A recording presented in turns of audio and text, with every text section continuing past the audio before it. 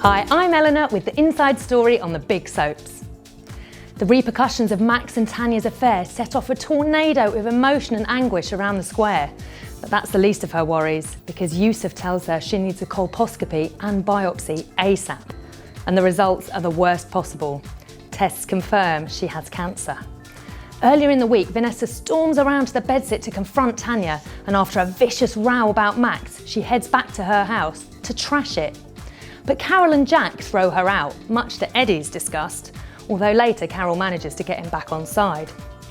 Vanessa aims to get back at Max by seducing Eddie, but too late, Carol has got there first. Michael, however, tells Vanessa that Eddie's a born liar and offers her money to break his heart, which she initially rejects, then takes up. Lauren and Ryan are up to no good too, and Tanya is furious when she flaunts Ryan in front of her after they've had sex. Lauren is annoyed when Ryan shows his true colours and becomes anxious that Whitney will find out about them, although he may have bigger worries when police raid the Vic. Next, we're in Weatherfield. Blimey, Frank Foster's keen. After pretending to deal with Carla's feelings for Peter, he stuns her with a proposal in, where else, The Rovers. Carla runs out telling him she needs time to think, but he asks her if she's still in love with Peter. She says no, and then yes to becoming Mrs. Foster. Frank gets Carla, Leanne and Peter together to clear the air, then decides to set the date in just 3 weeks. What's that saying about repenting at leisure?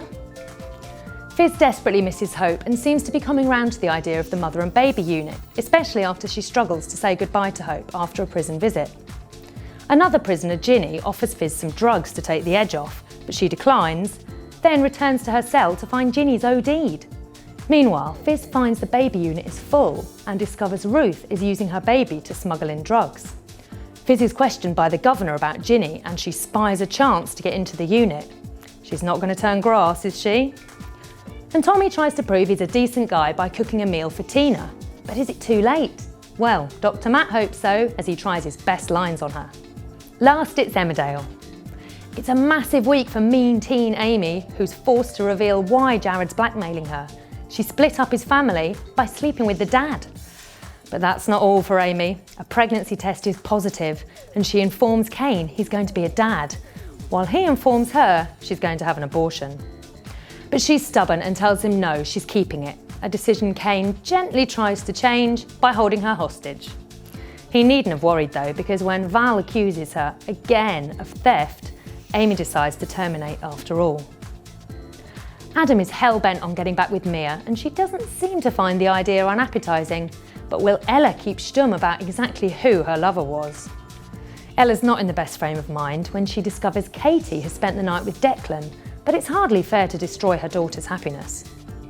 Meanwhile, David is in a right mess, financial and otherwise, and when he takes delivery of Layla's wedding dress, he gets drunk and wears it to the Woolpack.